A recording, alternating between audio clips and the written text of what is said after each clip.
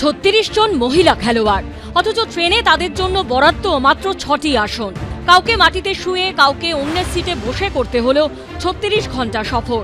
ভয়াবহ অভিজ্ঞতা নিয়ে উত্তরাখণ্ড পৌঁছল বাংলার মহিলা খোখো দল এবং মহিলা ফুটবল দল।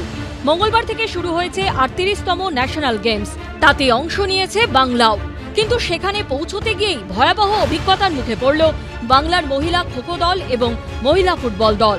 তাদের দাবি, 25 তারিখ বাঘ এক্সপ্রেসে উত্তরাখণ্ডের উদ্দেশ্যে রওনা দেন তারা।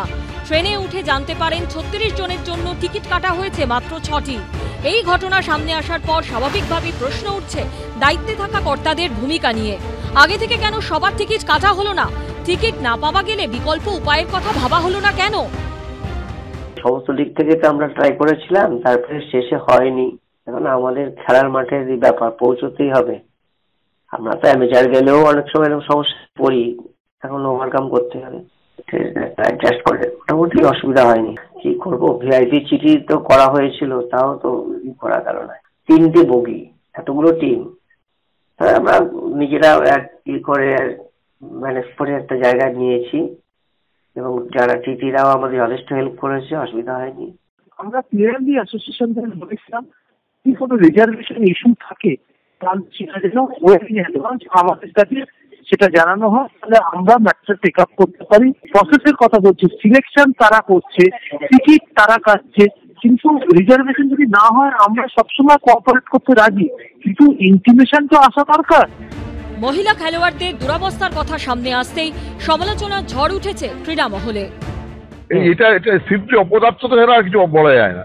দুঃখের সঙ্গে বলতে হচ্ছে আমাদের যে নিয়ামক টিকিটগুলো তো আগে করতে পারতাম, তারা তো জানতেন হচ্ছে। আর 36 জন প্লেয়ারের জন্য যদি 10টা সিট বুক থাকে, তারা কি করে গেছে ভাবছি, আমার ভয় লাগছে। এই ছেলে মেয়েগুলো কি আমরা কি আশা করতে পারি? আর তাদের তো মিনিমাম সুযোগ সুবিধা দেওয়া উচিত। এটা সীমা নেই, আমাদের মাথা হেড হয়ে যাচ্ছে। এটা খুবই লজ্জা, আমি সত্যি ধিক্কার জানাচ্ছি।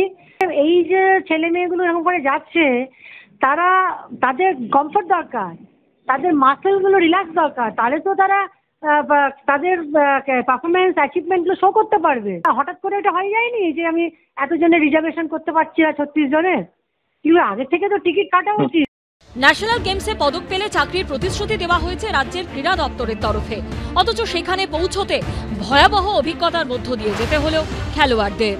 সৌমিত্র রায়ের রিপোর্ট, এবিপি আনন্দ, কলকাতা।